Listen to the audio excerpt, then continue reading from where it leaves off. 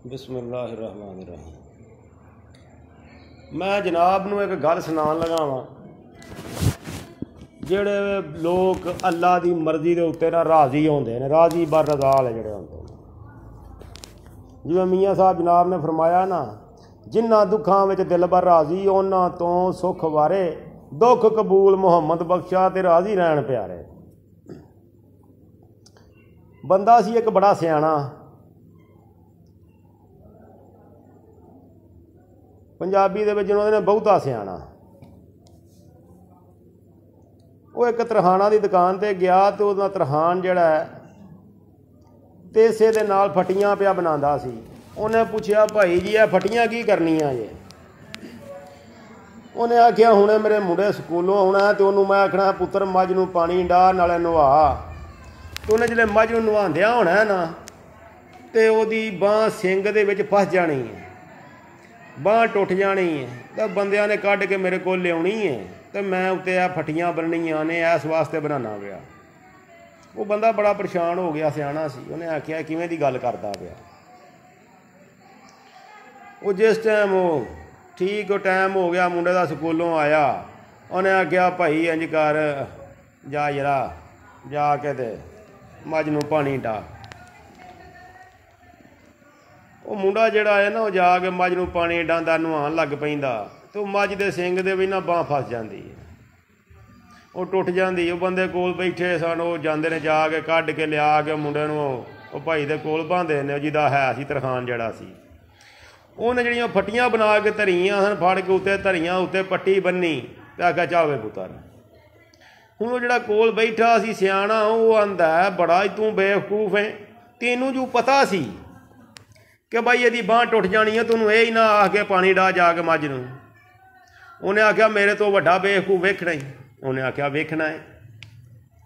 आंदा इंज कर फलानी दुकान ते फलाने नंबर दुकान ही, उत्थे जा कपड़े वाले दे कोल, उत्थे टुर जा।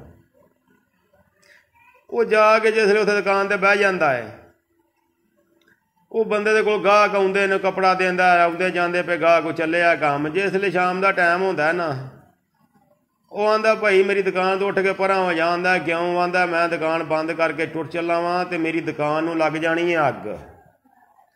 तो जिसले दुकान नूं अग लग जाएगी तो पुलिस वाले आग दे नूं फड़ लैणगे, तूं लाई है। वो इधर बैठिया सी, उठ गया पासे हो गया।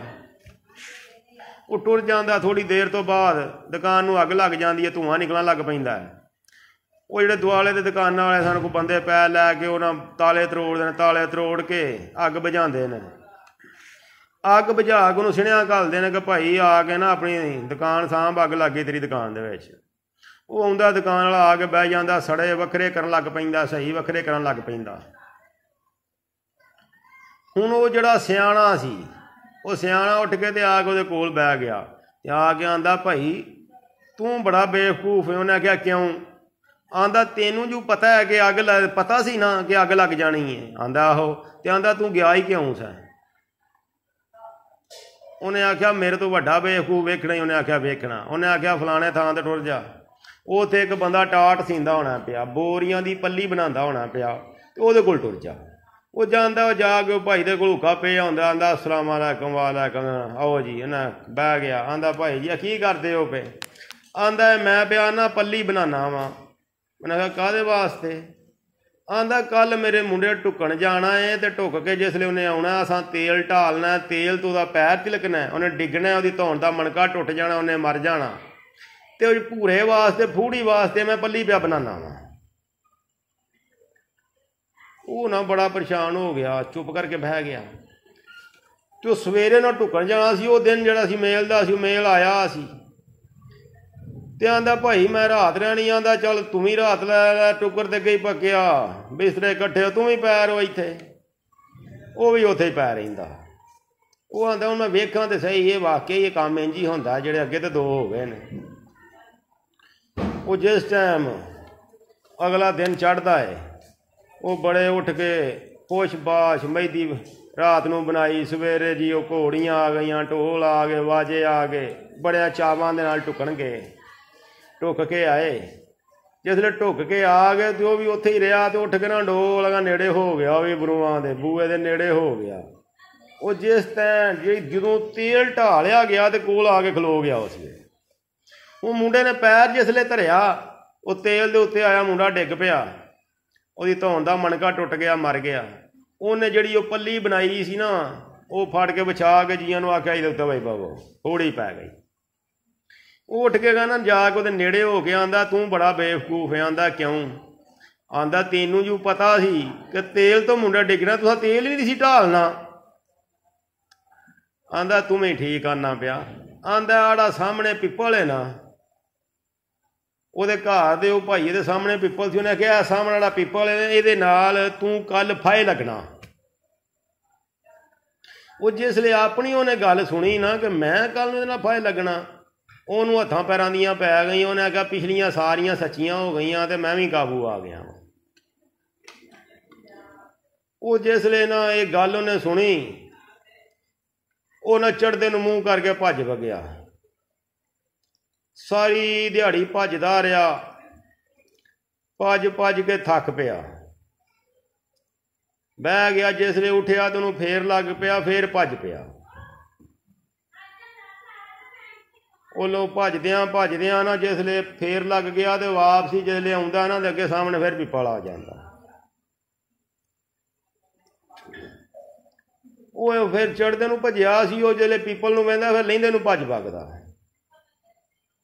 ਉਹ ਲਹਿੰਦੇ ਨੂੰ ਭੱਜ ਵਗਦਾ, ਭੱਜ ਕੇ ਉਹਨੂੰ ਸਾਹ ਚੜ੍ਹ ਜਾਂਦਾ। ਤੇ ਅੱਗੇ ਕੀ ਵਹਿੰਦਾ ਹੈ ਕਿ ਗੱਡੇ ਦੇ ਉੱਤੇ ਇੱਕ ਔਰਤ ਬੈਠੀ ਹੁੰਦੀ ਹੈ ਤੇ ਉੱਤੇ ਉਹਨੇ ਪੇਟੀਆਂ ਮੱਟੀਆਂ ਟਰਾਣਾ ਆਪਣਾ ਜਹੇਜ਼ ਦਾ ਸਮਾਨ ਰੱਖਿਆ ਹੁੰਦਾ ਤੇ ਕੱਲੀ ਹੀ ਗੱਡੇ ਉੱਤੇ ਬੈਠੀ ਹੁੰਦੀ। ਉਦੋਂ ਉਹਨੂੰ ਪੁੱਛਦਾ ਭਾਈ ਤੂੰ ਕਿੱਥੇ? ਇਸ ਵੇਲੇ ਜਨਾਨੀ ਹੋ ਕੇ ਔਰਤ ਹੋ ਕੇ ਅੱਧੀ ਰਾਤੀ ਤੂੰ ਕਿੱਥੇ? ਉਹ ਸਰਗੀ ਵੱਡੀ ਸਰਗੀ ਸੀ ਉਸ ਵੇਲੇ। ਉਹਨੇ ਆਖਿਆ ਮੈਂ ਨਾ ਫਲਾਣੇ ਪਿੰਡ ਵਿਆਹੀ ਸਾਂ, ਮੈਨੂੰ ਉੱਥੋਂ ਤਲਾਕ ਹੋ ਗਈ, ਮੈਂ ਆਪਣਾ ਸਮਾਨ ਲੈ ਕੇ ਲੱਗੀ ਆਉਣੀ ਆ। ਤੂੰ ਉਹਨੂੰ ਪੁੱਛਦਾ ਕਿ ਮੈਂ ਵੀ ਗੱਡੇ ਤੇ ਬਹਿ ਜਾ। ਉਹਨੇ ਆਖਿਆ ਬਹਿ ਜਾ। ਉਹ ਵੀ ਬਹਿ ਗਿਆ। ਲੱਗੇ ਜਾਂਦੇ ਜਿਸਲੇ ਤੇ ਉਹ ਨਾ ਪੁੱਛਦੀ ਏ ਬਈ ਤੂੰ ਕਿੱਥੋਂ ਆਇਆ ਕਿਤੇ? ਉਹਨੇ ਆਖਿਆ ਛੱਡ ਪਰਾਂ, ਮੈਂ ਵੀ ਐਵੇਂ ਪਿੰਡੇ ਪਿਆ ਹੋਇਆ ਵਾਂ।